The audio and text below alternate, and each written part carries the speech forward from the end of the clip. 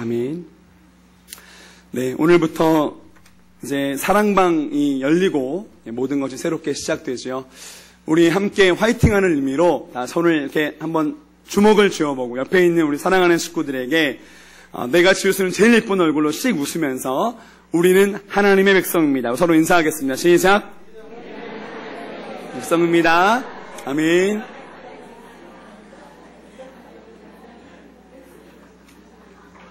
아멘. 오늘 하나님께서 우리 예배 가운데 하고 계시는 이 말씀의 본문은 압살롬의 반역으로 인한 다윗 군대와 압살롬 군대의 전쟁의 그 배경을 두고 있습니다. 이 압살롬이 백성들의 마음을 훔치고 군대를 조직하여서 기세등등하게 이 반역의 역사를 펼쳐냈지만 뚜껑을 열어보니 이 전쟁은 다윗 군대의 대승이었습니다. 다윗의 군대는 압살롬 군대보다 숫자가 훨씬 적었지만 승리를 거두었고 압살롬 군대의 전사자들이 2만 명에 이르렀다. 이렇게 성경은 기록하고 있습니다. 압살롬 군대는 너무 두려운 나머지 도망가기에 바빴어요. 곤비백산하고 도망갔습니다. 사무엘하 18장 8절에 보면 압살롬 군대의 전사자들 중에서 수풀에 죽은 자가 칼에 죽은 자보다 더 많다고 말씀합니다. 이게 무슨 얘기냐면 전쟁을 하면서 칼에 죽은 그런 사람보다 정신없이 도망가면서 그 에브라임 산지, 그 아주 그 좁은 협곡, 그리고 가파른 벼랑 끝, 그리고 아주 깊은 늪지대가 있는 그런 곳이었거든요. 그곳에서 도망가다가 어떤 이는 협곡에 갇혀 있고, 어떤 이는 벼랑 끝에서 떨어져 죽고, 어떤 이는 늪지대에 빠져 죽는 그러한 일들이 있었음을 성경이 고발하고 있는 것입니다. 이렇게 큰 승리를 거두었음이 다윗에게 전해진 직후의 이야기가 바로 오늘 본문의 내용입니다. 그런데 조금 이상합니다. 두 가지 면에서 좀 이상한데요. 이 전쟁 승리의 기쁜 소식을 들은 이 다윗의 반응이 좀 이상하고요. 이 다윗 자신의 왕을 대하는 다윗의 군대 장관 요압의 행동이 조금 이상합니다. 첫째로 다윗은 뭔가 좀 정신이 나간 사람 같고 좀 정상적인, 이제까지 다윗이 했었던 여러 가지 판단들, 명석하고 예리했던 그런 판단을 잘 하지 못하는 것 같아 보입니다. 전쟁은 분명히 승리했고 자기의 대적이었던 압살롬은 분명히 제압되었습니다. 이제는 그 전쟁의 승리를 누리면서 예루살렘으로 복귀할 수 있게 되었습니다. 이 기쁜 승리의 소식이 다윗에게 전해지는데 다윗은 한없이 슬퍼하고 있어요. 다윗이 정말 기다리고 있던 소식은 전쟁에서 승리했습니다 라고 하는 소식이 아니었어요. 다윗의 관심은 바로 압살롬이었습니다. 젊은 압살롬은 잘 있느냐? 압살롬이 죽었다는 소식을 들은 다윗은 너무나도 아파하고 비통해합니다. 어떻게 비통해했는지 사무엘상 18장 33절에 나오는데 오늘 우리가 읽은 본문의 말씀이 19장 1절부터거든요. 그러니까 그 바로 앞에 말씀이 바로 사무엘하 18장 33절입니다. 우리 한번 같이 읽어보겠습니다. 자, 사무엘하 18장 33절 시작. 왕의 마음이 심히 아파 문 위층으로 올라가서 우니라. 그가 올라갈 때에 말하기를 내 아들 압살롬아, 내 아들 압살롬아, 차라리 내가 너를 대신하여 죽었다면 압살롬 내 아들아 하였더라. 이 다윗의 깊은 슬픔은 이제까지 다윗을 위해서 목숨을 내놓고 싸웠던, 그리고 결국은 승리를 거두었던 이 백성들에게 참 이해가 안 되는 상황이에요. 전쟁에서 승리하였으니 이제 왕에게 큰 칭찬을 듣고 성대한 승리 잔치가 열리고 맛있는 음식도 먹으면서 이제 승리의 기쁨을 누릴 수 있겠구나. 이렇게 기대한 백성들이 기쁨은커녕 이 슬픔의 분위기에 압도당하게 된 것이죠. 성경은 이 승리했던 군사가 마치 패잔병처럼 돌아왔다. 이렇게 기록하고 있습니다. 좀 이상하죠? 둘째로 요압의 모습은 어떠합니까? 이 사람이 정말 자신의 왕 다윗을 위해서 그렇게 충성스럽게 싸운 군대 장군이 맞나 싶을 정도로 왕에게 대들고 있어요. 이를 넘어서 아예 다윗을 저주하는 것 같이 보입니다. 자, 이 말씀을 제가 다른 번역으로 한번 이렇게 표현해 보겠습니다. 왜 왕을 위해서 싸워가지고 왕과 왕의 가족들의 생명을 구원한 이 부하들의 얼굴을 부끄럽게 하십니까? 왕은 왜 왕을 미워하는 자들은 사랑하고 왕을 사랑하고 충성한 자들에게는 미워하십니까? 이제 보니까 이 군사들이나 신하들은 왕께 아무것도 아니네요. 이제 알았습니다. 내가 왕의 마음을 이제 알았다고요. 이렇게 따지고 있는 거예요. 그리고 이번에는 왕을 마치 저주하듯 이야기합니다. 이러지 마시고 이렇게 슬퍼하지 말고 지금 곧바로 나가서 백성들의 마음을 위로해 주십시오. 왕께서 나가지 않으신다면 제가 여호와의 이름으로 맹세하는데 두고 보십시오. 오늘 밤 왕 곁에 머물러 있는 사람은 단 한 명도 없을 겁니다. 왕은 아마 어렸을 때부터 지금까지 당했던 어떤 화보다 더 큰 화를 당하게 될 거예요. 이렇게 다윗에게 직언하고 대드는 모습을 볼 수 있습니다. 그랬더니 다윗이 그제야 정신을 좀 차리고 성문에 앉아서 그동안 수고했던 군사들을 위로하고 치하하고 격려하며 승리의 기쁨을 누리게 되었다라고 하는 것이 바로 오늘 본문의 모습입니다. 그런데 다윗은 왜 그렇게 승리가 무색할 만큼 슬퍼했을까요? 또 요압은 왜 그렇게 흥분하면서 다윗에게 대들고 있는 것일까요? 그 핵심 가운데 자리에 압살롬이 있습니다. 다윗은 이 전쟁을 보내기에 앞서서 그 군대 장군 3명을 부릅니다. 요압과 아비새와 이떼, 이 3명을 불러서 이 3명에게 군대를 나누어서 맡게 하고 전쟁을 지시하죠. 그러면서 신신당부하며 부탁한 것이 있습니다. 바로 오늘 사무엘하 18장 5절의 말씀인데요. 우리가 방금 3절을 읽었죠. 우리 5절도 한번 같이 읽어보겠습니다. 사무엘하 18장 5절 말씀. 자, 시작. 왕이 요압과 아비새와 이떼에게 명령하여 이르되 나를 위하여 젊은 압살롬을 너그러이 대우하라 하니 왕이 압살롬을 위하여 모든 군 지휘관에게 명령할 때에 백성들이 다 들으니라. 압살롬을 제발 죽이지 말고 제발 좀 살려서 데리고 와달라는 부탁이에요. 이것이 그 전쟁의 모든 주권을 쥐고 있던 왕 다윗의 마음이었습니다. 다윗이 왜 전쟁에 나가는 장수들을 불러다 놓고 나를 위해서, 나를 한번 봐서 젊은 압살롬을 너그러이 대우하라고 말했을까요? 여기 보면 젊은 압살롬이라고 나오지만 우리가 예전에 보았던 개역 한글판 성경에 보면 소년 압살롬 이렇게 나옵니다. 다윗은 어떤 마음으로 이렇게 말한 것입니까? 전쟁터에 나가는 군대 장수들에게 그 전쟁의 적군의 우두머리를 너그럽게 대하라니요. 이게 무슨 말일까요? 이런 뜻입니다. 장군들아, 내가 이제 깨닫고 보니 압살롬은 정치적 반란자가 아니었다. 압살롬은 그저 나의 철없는 아들이었다.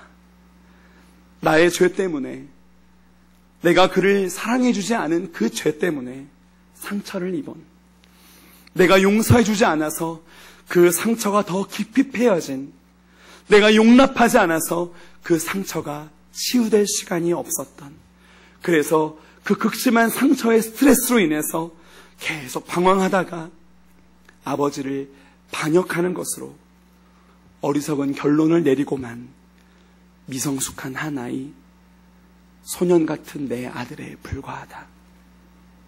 그러니 제발 나에게 이 아들 압살롬에게 나의 뜨거운 마음을 이야기할 수 있는 기회를 주어라.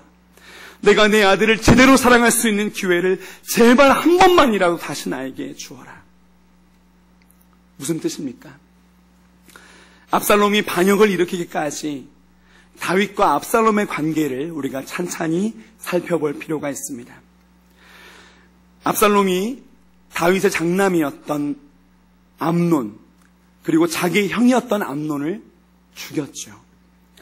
왜냐하면 암논이 이 압살롬의 누이 다말을 강간한 후에는 쓰레기처럼 버렸다는 이유 때문이었습니다.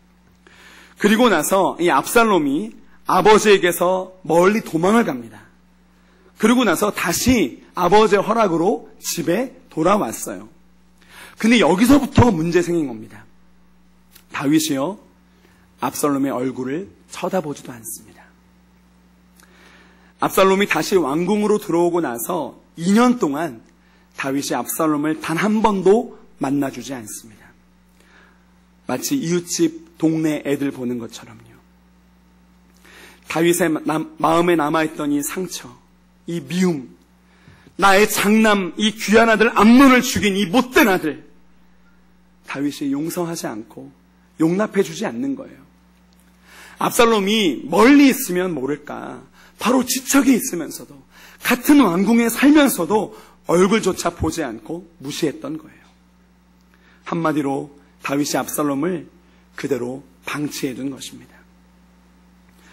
다윗의 이 관심 없음, 사랑 없음, 용서 없음, 무시, 그리고 방치, 이것들이 2년 동안 내내 압살롬에게 고스란히 상처로 쌓여 있었던 것이죠. 그런데 사무엘상 15장에서 시작된 이 다윗의 아들 압살롬의 반역으로 인해서 이 다윗의 신세가 바뀌어버립니다. 왕에서 버선발로 도망하는 도망자 신세가 되어버렸어요.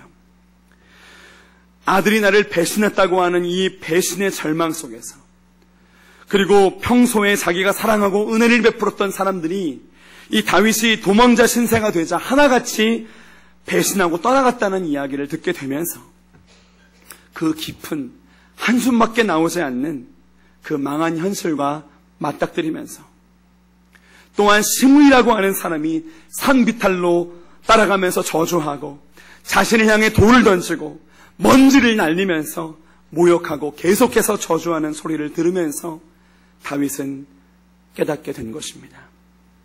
아, 이 저주는 하나님께서 나에게 내리신 저주구나. 밉고 얄미운 아들이지만 용서하고 다시 품어주고 다시 사랑하는 것이 하나님의 마음이며 내가 하나님께 받았던 그 사랑인데 나는 그 사랑을 내 아들에게 주지 못하였구나.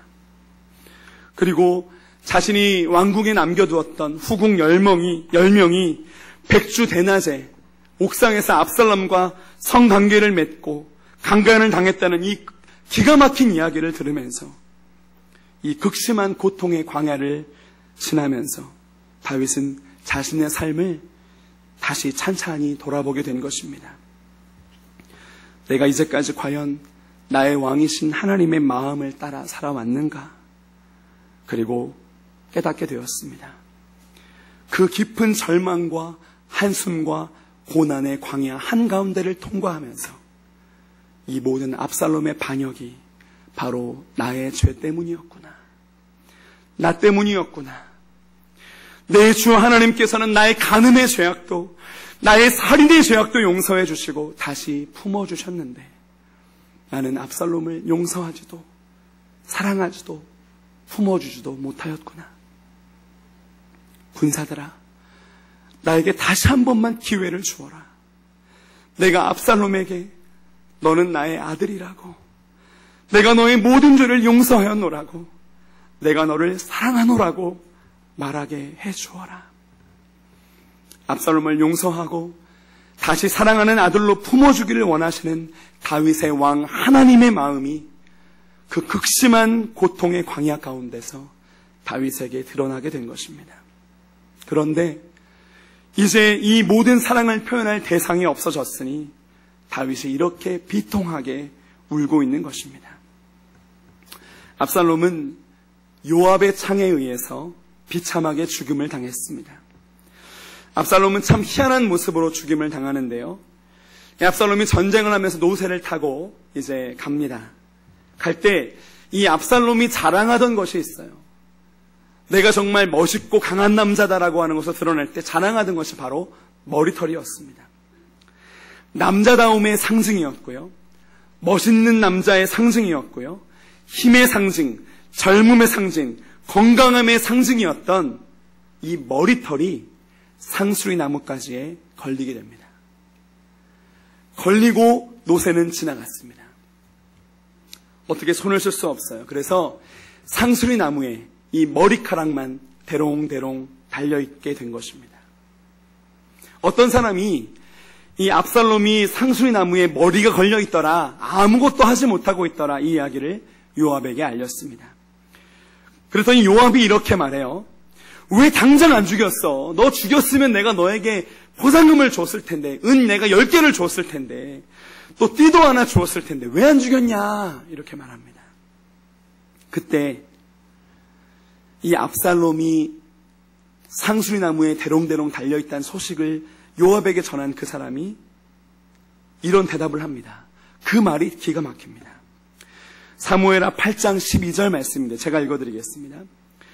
그 사람이 요압에게 대답하되 내가 내 손에 은 1000개를 받는다 할지라도 나는 왕의 아들에게 손을 대지 아니하겠나이다.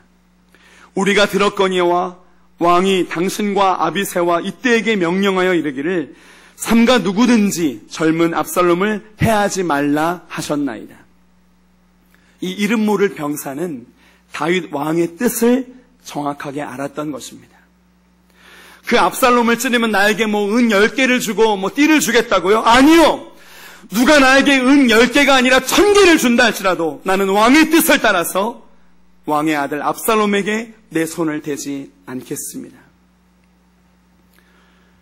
멋진 이 사람이 누구인지는 성경에 그 이름조차 나오지 않습니다. 이 사람의 이러한 고백을 듣고 나서도 요압은 손을 들어 상수리 나무 가운데 걸려있는 아직도 살아있는 압살롬의 심장을 찔러 죽입니다.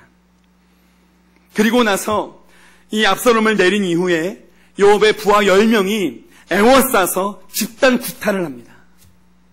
발로 밟았는지 주먹으로 때렸는지 창으로 다시 찔렀는지 모르겠어요. 그렇게 해서 죽여버립니다. 성경 여기서 무엇을 말씀하고 있습니까? 이름 모를 그 군사조차도 알고 깨닫고 헤아리고 순종했던 다윗 왕의 뜻을 다윗 왕 바로 옆에 있던 군대 장관이 중요하게 여기지 않고 있다는 거예요.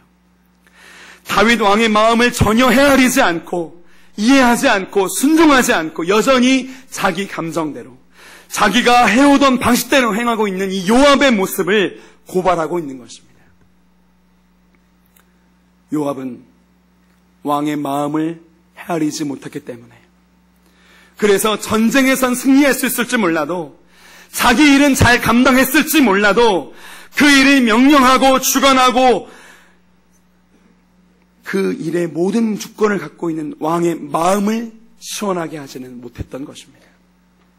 그리고 나서도 나는 왕의 신하요 다윗 왕의 군대 장관이라고 말했던 이 골칫거리 요압을 성경은 고발하고 있는 것입니다. 요압이 다윗 왕의 이 마음을 알아줄 리 없었습니다. 왜요? 요압은 자기 자신을 위해서 다윗 왕을 섬겼으니까요. 요압은 다윗의 마음을 헤아리는 종이 아니었으니까요. 요압은 다윗과 하나님과의 깊은 관계를 이해조차 하지 못하고 있었으니까요. 그저 자기 방식대로의 충성, 자기 방식 힘의 원리대로 일은 하였지만 그 일을 명령하고 그 일의 주권을 가진 왕의 마음을 헤아리지는 않았으니까요. 다윗 왕은 예전에도 이 요압이 다윗과 언약을 맺은 이 아브넬을 개인적인 원한으로 죽여버렸을 때도 많이 아파했습니다. 사무엘하 3장 39절에 보면 이렇게 다윗이 고백하고 있어요. 내가 기름 부음을 받은 왕이 되었으나 오늘 약하여서 수르야의 아들인 이 사람들을 제어하기가 너무 어려우니. 다른 표현에 의하면 이거예요. 하나님, 내가 왕이라고는 하지만 저 요압이 너무 힘듭니다. 요압 때문에 너무 지칩니다. 하나님 어찌하면 좋습니까? 요압은 다윗의 바로 옆에서 다윗을 위해서 일한다고 했지만 다윗 왕의 마음은 전혀 헤아리지 않고 그 뜻을 받들지 않고 그저 책임으로만, 감정으로만, 자기 방식으로만 일했던 이 요압의 모습을, 성경이 고발하고 있는 이 요압의 모습을 우리는 주목해 보아야 합니다. 우리의 모습이 절대 이렇게 되어서는 안 되겠습니다.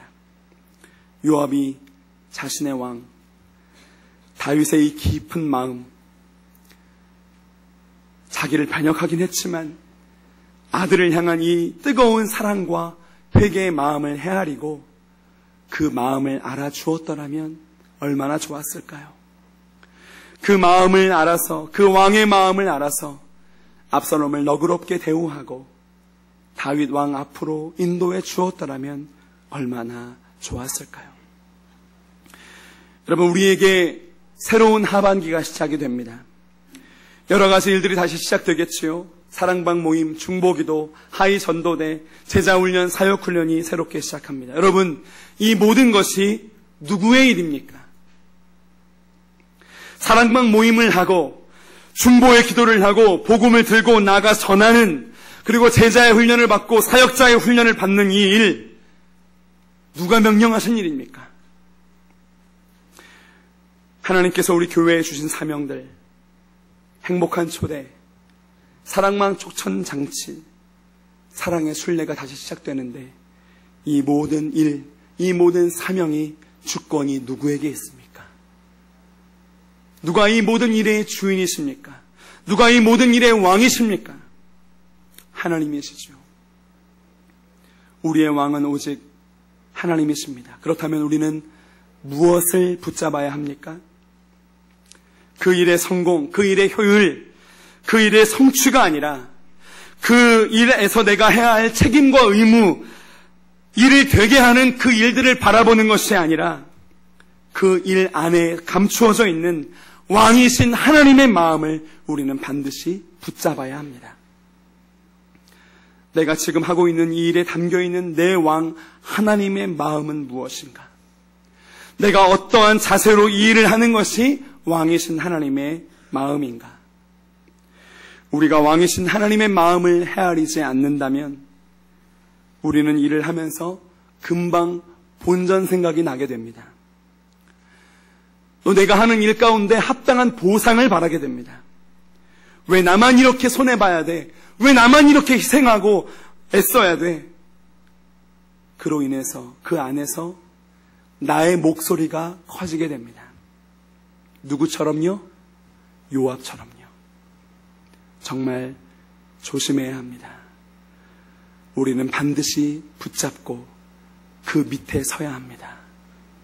우리의 왕 되신 하나님의 마음을 붙잡고 그 마음 아래에 서야 합니다. 내 마음에 얄밉게 느껴지고 사랑하기 쉽지 않은, 계속 실망을 주는 사람들이 내 옆에 있다 할지라도 끝까지 다시 용서하며 용납하며 사랑하기 원하시는 나의 왕 하나님의 마음, 자녀의 마음에 깊은 관심을 가지고 계신 우리 왕 하나님의 마음을 붙잡아야 합니다. 사랑하는 자녀들과 사랑의 관계를 회복하며 맺기 원하시는 하나님의 마음을 붙잡아야 합니다. 여러분, 우리들이 평소에 가장 많이 하는 말이 무엇입니까? 가장 많이 하는 고백이 주님, 이 고백이잖아요. 주님, 주여, 나의 왕이신 하나님, 주님, 이 고백이 무색하지 않도록 정말 왕이신 하나님을 나의 주님으로 모시며 그 마음을 헤아려 그 마음을 따라 살아가고 섬기는 새학기 되시기를 축복합니다. 요압에게 다윗은 왕이 맞습니다. 하지만 진정한 왕은 아니었습니다. 진정한 왕은 바로 자기 자신이었습니다. 자신의 감정과 방식으로 자신의 감정과 방식을 왕으로 삼았던 이 요압이 나중에 어떻게 됩니까? 다윗 왕을 섬기긴 했지만, 옆에 두고 그 일을 하긴 했지만, 왕의 마음은 헤아리지 않았던 이 요압이 나중에 어떻게 됩니까? 다윗에게 버림받게 됩니다. 이것은 하나님께 버림받게 되었다는 뜻이죠. 다윗의 그 아들 솔로몬에게 다윗이 왕위를 내어주면서 이 마지막 유언을 할 때 그 내용 중에 하나가 바로 솔로몬아, 네가 왕이 되면 이 요압을 절대 그냥 내버려 두지 마라. 이 요압은 반드시 죽여야 한다. 이것이 다윗 왕의 유언이었습니다. 그리고 솔로몬을 통해서 요압은 비참한 최후를 맞이하게 되죠. 요압이 아무리 평생 자기 일에 충성했어도 왕의 마음을 헤아리지 못하고 왕의 뜻 아래에 서지 않았던, 왕을 왕으로 삼지 않았던 요압은 마지막에 물거품처럼 사라지게 되는 것을 보게 됩니다. 여러분, 왕이신 하나님이 정말 내 삶의 왕이 되시도록, 주이신 하나님이 참으로 내 삶 전체의 진짜 주인이시도록 이 주님의 마음, 왕이신 하나님의 마음을 헤아리고 깨닫기 위해서 우리는 어떠한 대가를 지불해서라도 이 왕의 마음, 하나님의 마음을 헤아려야 합니다. 이 왕이신 하나님의 마음을 깨닫고 나서 그 다음에 살기 위해서 우리는 발버둥을 쳐야 합니다. 그것이 다시 새벽 제단을 회복하며 하루의 첫 시간을 드리는 새벽 기도라면 우리는 반드시 새벽 제단을 회복해야 합니다. 왕의 마음을 헤아리기 위해서 말씀 묵상, 큐티의 자리를 지키는 것이 중요하다 생각되십니까? 우리는 어떠한 대가를 지불해서라도 큐티 가운데 하나님의 마음을 헤아리고 왕의 마음을 헤아리고 그 길을 걸어가야 합니다. 내가 시간이 없다면 퇴근 이후에 9시 기도회의 자리가 우리 삶의 왕의 마음을 깨닫게 하는 자리가 된다고 생각한다면 9시 기도회, 퇴근 이후 기도회 자리에 나오십시오. 여러분, 무엇입니까? 여러분의 지금의 삶에 여러분의 왕이신, 여러분의 주이신 하나님의 마음을 헤아리게 하는 그 자리가 어디입니까? 살다 보면 화가 날 때가 많죠. 분이 날 때가 있죠. 억울할 때가 많습니다. 이해가 안 될 때가 있지요. 그때 어떤 말을 하기 전에, 어떤 행동을 하기 전에 잠깐 멈추자고요. 그리고 내 주, 내 왕의 마음이 무엇인지 헤아려 보자고요. 주의 마음을 헤아리기 전에는 나는 말하지 않겠다. 주의 마음을 알기 전에는 나는 어떤 것도 결정하지 않겠다. 이렇게 하는 사람이 진짜 하나님의 백성 아닙니까? 그저 내가 해오던 방식 그대로 선택하고 이제까지 했던 방식 그대로 반응하고 말하고 화내고 그러면 주님 앞에 부끄러운 것 아닙니까? 여러분, 이 시대는 너무나도 분명한 마지막 때입니다. 이제 주님 오실 날이 얼마 남지 않았습니다. 그래서 이 마지막 때에는 더더욱 진짜만 남습니다. 왕의 마음을 헤아리지 않고 내 방식대로 섬기고 내 감정대로 일한다면, 이제까지 내 습성대로 그대로 살아간다면, 여전히 손해보기 싫어하고 여전히 희생하기 싫어하고 여전히 내 길만 고집한다면 그 사람이 진짜 하나님의 사람이라고 할 수 있을까요? 주님 오시는 날 믿음의 사람으로 하나님 백성으로 증명될 수 있을까요? 사랑하는 홍익의 식구 여러분, 여러분의 삶의 자리, 그곳에서 왕이신 주 되신 하나님 그 마음을 헤아리십시다. 그리고 감정이 어떠하든 상황이 어떠하든 내 아들 압살롬아, 그 왕의 마음을 따라 살아가십시다. 우리가 이곳에서 여전히 예배드릴 때, 찬양할 때에, 우리가 사랑방에 시작되어 사랑방 식구들을 대할 때에, 세워주신 곳곳에서 봉사의 일을 할 때에, 나에게 주신 기도와 전도의 사명들을 대할 때 내 왕의 마음은 무엇인가? 내가 어떠한 마음으로 섬기고 말하는 것이 내 왕의 마음인가를 늘 헤아리며 하나님의 마음을 따라가는 진정한 주의 백성으로 이 마지막 때 이 새학기를 열어가는 우리 홍익의 모든 권속들 되시기를 주의 이름으로 축복합니다.